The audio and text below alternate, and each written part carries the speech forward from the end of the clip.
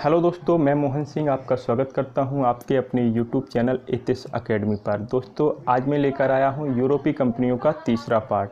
इसका पहला और दूसरा पार्ट मैंने अपलोड कर दिया है। यदि आपने नहीं देखा है तो प्लीज़ उसे प्लेलिस्ट में जाकर आप अवश्य देखें। और दोस्तों, मेरा एक आपसे निवेदन है, वीडियो को आप प्रारंभ से अंत तक पूरा अवश्य देखें, जिससे आपका कॉन्सेप्ट क्लियर होगा। चलते हैं दोस्तों, प्रारंभ करते हैं। ये हमारा पार्ट तीसरा है। जैसा कि मैंने पहला और दूसरा पार्ट आपका कवर करवाया है, वहाँ तक अंग्रेज़ों के आगमन तक कवर किया गया है। अंग्रेज़ों के पश्चात भारत में डैन व्यापारी आते हैं। डैन और फ्रांसीसी, डैन के पश्चात फ्रांसीसी व्यापारी आते हैं। आज डैन और फ्रांसीसी दोनों के विषय में आज का ये लेक्चर रहने वाला है और आज का ये तीसरा पार्ट है। चलते हैं, प्रारंभ करते हैं। पार्ट तीसरा, ये पार्ट थर्ड है, डैन या डेनिश। अंग्रेज़ों के पश्चात डैन या डेनिश व्यापारी भारत में आते हैं और इनके विषय में मैं आपको पहले वैसे स्पीच के तौर पे बता दे रहा हूँ कि दोस्तों, डैन व्यापारी 1616 ईस्वी में भारत में आए। 1620 ईस्वी में इन्होंने अपनी भारत के तंजौर ज़िले के त्रिबड़कोर में अपनी प्रथम फैक्ट्री स्थापित की। उसके बाद 1676 ईस्वी में इन्होंने बंगाल के श्रीरामपुर में दूसरी फैक्ट्री स्थापित की। कुछ समय बाद ये 1731 ईस्वी में ये डेनिश वही लोग थे जिन्होंने 1731 ईस्वी में स्वीडिश ईस्ट इंडिया कंपनी की स्थापना की। बाद में इन्होंने अपना व्यापार चीन के साथ स्थापित कर लिया, जिस वजह से इन्हें अपनी भारत की सभी फैक्ट्रियां अंग्रेज़ों को बेचनी पड़ी और ये भारत छोड़ के चले गए। बस इतनी सी कहानी है डैन व्यापारियों की। और डैन के बाद फ्रांसीसी आ जाते हैं। दोस्तों, डैन 1616 ईस्वी में भारत में आए। 1616 ईस्वी में डैन व्यापारी भारत आए। 1620 ईस्वी में प्रथम फैक्ट्री तंजौर के त्रिबड़कोर में स्थापित की और दूसरी फैक्ट्री 1676 ईस्वी में, ये द्वितीय है।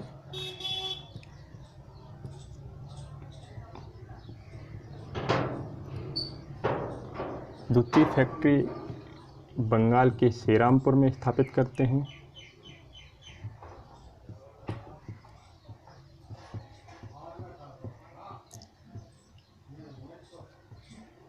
बंगाल के श्रीरामपुर में।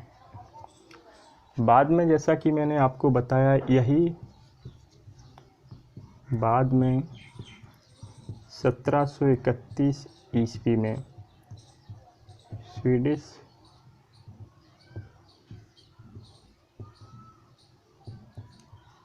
ईस्ट इंडिया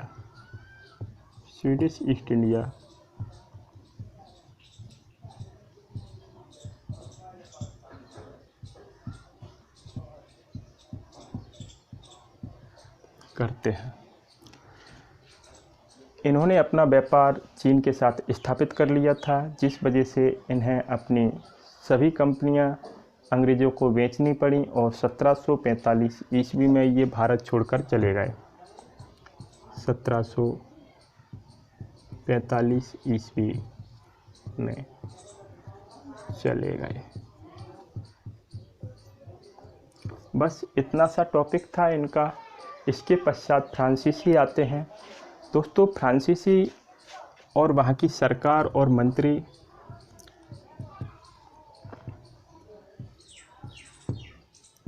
फ्रांस के सरकार, उसके मंत्रियों के सहयोग से प्रथम बार भारत के साथ व्यापार करने के उद्देश्य से फ्रांसीसियों ने 1664 ईस्वी में फ्रांसीसी कंपनी की स्थापना की। 1664 ईस्वी में प्रथम फ्रांसीसी कंपनी की स्थापना की गई। ये प्रथम ही है, इसके बाद दूसरी कोई स्थापना नहीं है। वो भारत में आकर फैक्ट्री स्थापित करते हैं। ये फ्रांस में कंपनी स्थापित की गई है भारत के साथ व्यापार करने के उद्देश्य से 1664 ईस्वी में। दोस्तों 1664 ईस्वी में प्रथम फ्रांसीसी कंपनी की स्थापना की गई। जब ये वहाँ से व्यापार करने के लिए चले तो अफ्रीका महाद्वीप के दक्षिण में मेडागास्कर द्वीप पर ये व्यापार करने के उद्देश्य से रुके और वहाँ पर इन्होंने अपना व्यापार करना प्रारंभ किया, लेकिन वहाँ ये असफल हो गए व्यापार करने में। उसी दौरान 1667 ईस्वी में फ्रांस से एक दूसरा दल फ्रैंको कैरो के नेतृत्व में चलता है 1667 ईस्वी में। यह दल 1668 ईस्वी में भारत में पहुंचता है और भारत के सूरत में प्रथम फ्रांसीसी फैक्ट्री स्थापित की जाती है फ्रैंको कैरो के नेतृत्व में फ्रांसीसियों के द्वारा। ये मेडागास्कर द्वीप पर व्यापार करते हैं और असफल हो जाते हैं। उसी दौरान 1667 में दूसरा दल चलता है। दूसरा दल फ्रांस से चला। यह दल फ्रैंको कैरो के नेतृत्व में चलता है 1668 ईस्वी में। प्रथम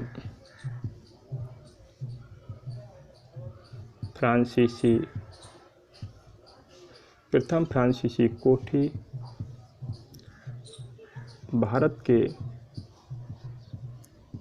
सूरत में फ्रैंको कैरो के नेतृत्व में स्थापित की जाती है।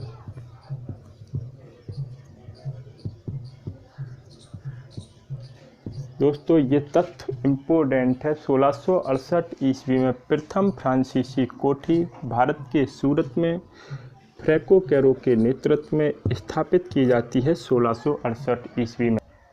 इसी दौरान दोस्तों 1673 ईस्वी में फ्रैंको मार्टिन नाम के व्यक्ति ने, जो कि कंपनी का महानिदेशक था, उसने भारत में शेर खां लोदी नामक व्यक्ति से, जो कि सूबेदार था, उससे एक गांव प्राप्त किया और उस गांव पर फ्रैंको मार्टिन ने फ्रांसीसी बस्ती बनवाई। यही बस्ती बाद में 1674 ईस्वी में पुडुचेरी के नाम से स्थापित की गई। यह पुडुचेरी पूर्णतः एक किलाबंद बस्ती बनाई गई थी। बाद में फ्रैंको मार्टिन को इस बस्ती का प्रमुख भी नियुक्त किया गया था। यहाँ पर मैं लिखता हूँ 1673 ईस्वी में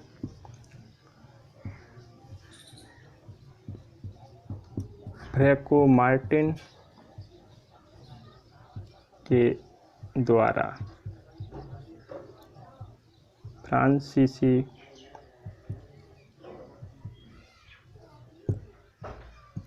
बस्ती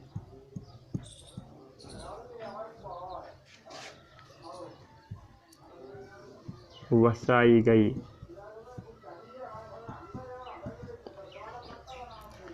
1674 ईस्वी में इसे पुडुचेरी के नाम से स्थापित किया गया। आप समझ पा रहे होंगे 1674 ईस्वी में पुडुचेरी के नाम से स्थापित कर दिया गया। यह एक पूर्णतः किलाबंद बस्ती थी। बाद में फ्रैंको मार्टिन को इस बस्ती का प्रमुख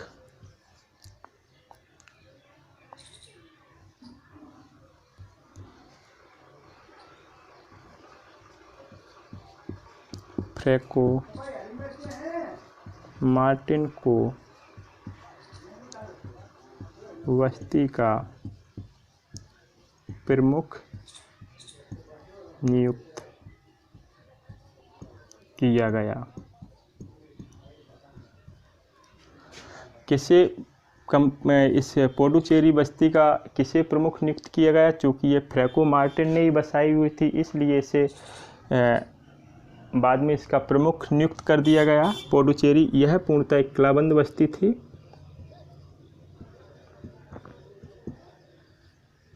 किलाबंद बस्ती थी, आप समझ सकते हैं। दोस्तों इसी दौरान 1674 ईस्वी में 1674 ईस्वी में बंगाल के सूबेदार हुआ करते थे शाइस्ता खां, वो भी एक अन्य जगह फ्रांसीसियों को देते हैं और वहाँ पर फ्रांसीसियों के द्वारा एक नए नगर की स्थापना की जाती है। यह नगर बाद में चंद्रनगर के नाम से जाना जाता है। इसकी स्थापना सन 1690 और 92 के दरमियान की जाती है। सन 1674 ईस्वी में बंगाल के नवाब तो नहीं थे, बंगाल के सूबेदार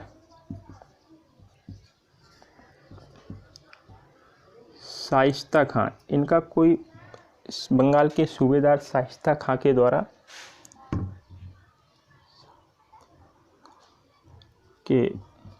बंगाल के सूबेदार के द्वारा एक अन्य जगह दी गई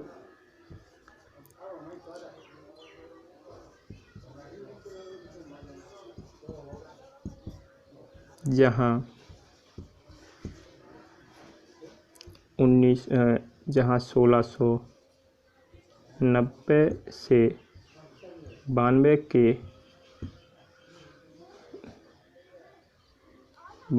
के दौरान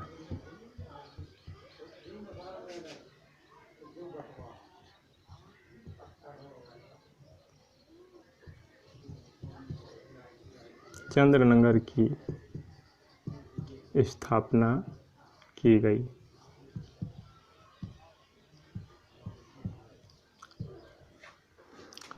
ये चंद्रनगर की स्थापना की जाती है 1690 और 92 के दौरान, जो कि 1674 ईस्वी में बंगाल के सूबेदार के द्वारा एक जगह दी गई थी। वहीं पर फ्रांसीसियों ने चंद्रनगर को बनाया। दोस्तों भारत में अंग्रेज पहले से आए हुए थे, फ्रांसीसी बाद में आते हैं। फ्रांसीसी और अंग्रेज़ों के आपसी विचार एक दूसरे से नहीं मिल रहे थे, इनके विचारों में भिन्नता थी। इस भिन्नता के कारण कई बार युद्ध जैसी स्थितियां बनी और युद्ध की स्थितियां स्वाभाविक रूप में बदल गईं और इनकी मतभिन्नता के कारण ही प्रथम कर्नाटक युद्ध, द्वितीय कर्नाटक युद्ध, तृतीय कर्नाटक युद्ध जैसी घटनाएं घटित हुईं। दोस्तों यहाँ महत्वपूर्ण युद्ध हैं कर्नाटक युद्ध, प्रथम कर्नाटक युद्ध, द्वितीय कर्नाटक युद्ध, जिनको हम समझने का प्रयास करेंगे। अब इसको ऊपर से रफ कर दे रहा हूँ।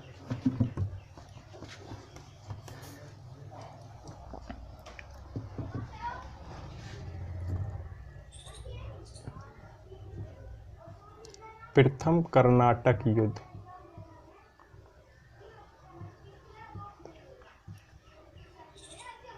1746 से 48 ईस्वी तक।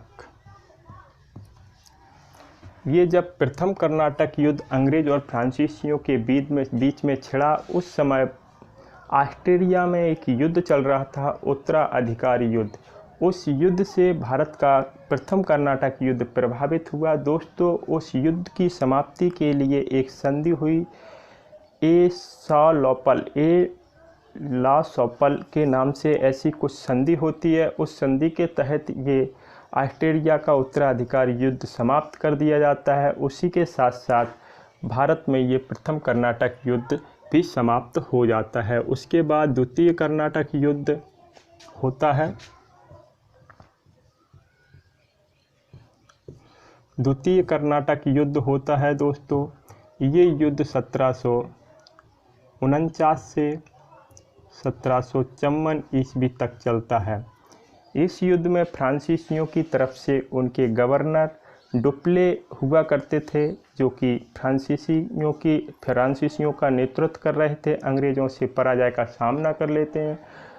कर्नाटक के द्वितीय युद्ध में फ्रांसीसी गवर्नर डुप्ले की हार हो जाती है और उसके साथ ये युद्ध भी समाप्त हो जाता है।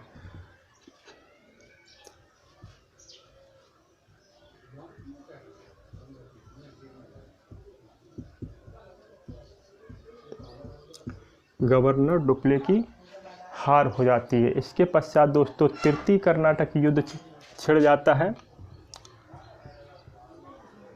तृतीय कर्नाटक युद्ध ये 1756 से 1763 ईस्वी तक चलता है और यह युद्ध पेरिस की संधि के साथ समाप्त हो जाता है।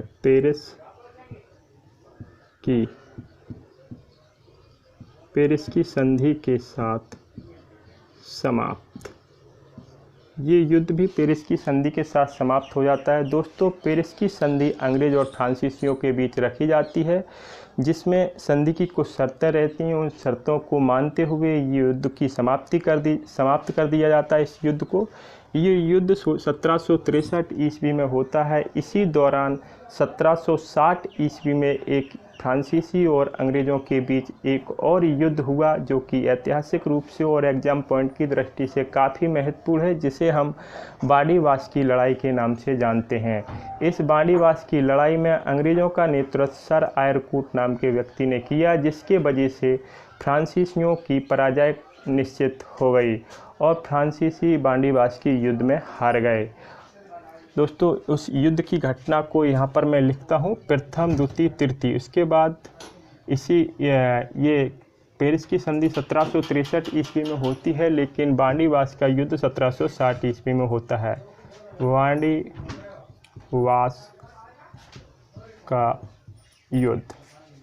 बाड़ीवास का युद्ध 1760 ईस्वी में अंग्रेज प्लस फ्रांसीसियों के मध्य होता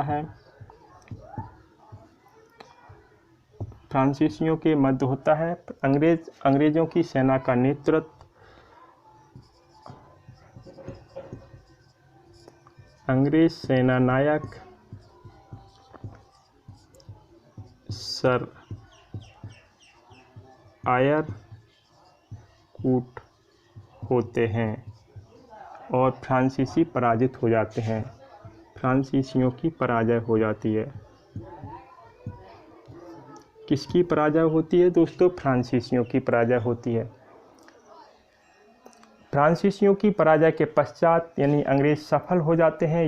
युद्ध की सफलता के पश्चात अंग्रेज फ्रांसीसियों से पुडुचेरी को 1761 ईस्वी में छीन लेते हैं।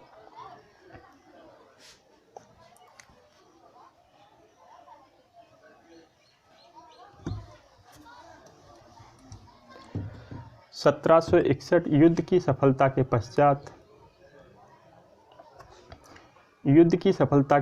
1761 ईस्वी में अंग्रेज पुडुचेरी को फ्रांसीसियों से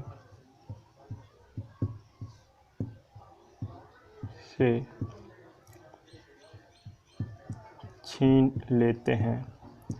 यहाँ समझने की बात है दोस्तों, 1760 ईस्वी में युद्ध जीत जाते हैं और 1761 ईस्वी में ये अंग्रेज फ्रांसीसियों से पुडुचेरी को छीन लेते हैं। लेकिन पेरिस संधि 1763 ईस्वी में हुई थी। पेरिस संधि में ये शर्तें रखी गई थी कि अंग्रेज फ्रांसीसियों के वो सभी प्रदेश जो कि फ्रांसीसियों के कब्जे में थे 1749 ईस्वी तक, उन सभी प्रदेशों में से चंद्रनगर को छोड़कर बाकी सभी प्रदेश वो फ्रांसीसियों को वापस कर देंगे। इस वजह से इनका ये तीसरा कर्नाटक युद्ध थम गया था और इस संधि को अंग्रेज़ों के द्वारा मान लिया गया था और अंग्रेज़ों ने संधि के अनुसार चंद्रनगर को छोड़कर फ्रांसीसियों के बाकी सभी प्रदेश वापस कर दिए।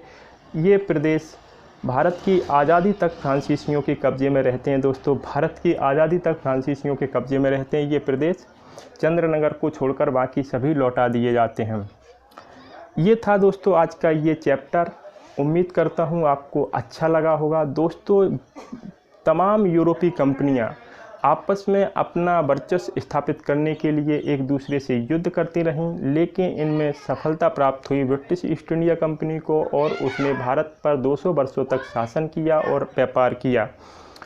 दोस्तों, मेरा वीडियो आपको कैसा लगा? उम्मीद करता हूँ आपको अच्छा लगा होगा। आप प्लीज़ लाइक और सब्सक्राइब अवश्य करें और दोस्तों को शेयर करें। नमस्कार दोस्तों, यहाँ मैं आपको एक बात और बता देना चाहता हूँ। जैसे कि मैंने एक लोकेशन बनाया हुआ है, समझने का प्रयास करेंगे। ये भारत है, यहाँ पे तंजौर पड़ता है, तंजौर जो कि त्रावणकोर में पड़ता है, त्रावणकोर।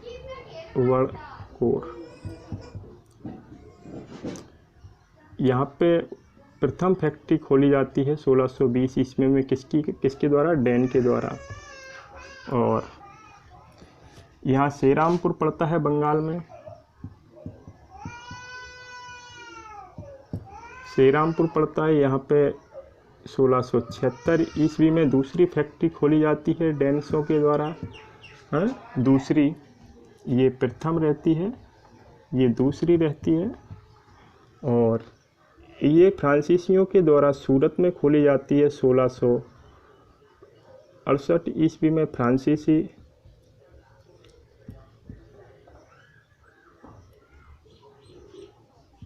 फ्रांसीसी कोठी। और इसके यहीं पड़ता है पुडुचेरी। पुडुचेरी यहीं पड़ता है, पुडुचेरी। और यहाँ पर चंद्रनगर पड़ता है दोस्तों, चंद्रनगर। ये बेसिक नॉलेज है, फिगर बना के आपको लोकेशन वाइज समझाने का प्रयास किया। आप मैप में देखेंगे तो आपको क्लियर समझ में आ जाएगा। धन्यवाद दोस्तों।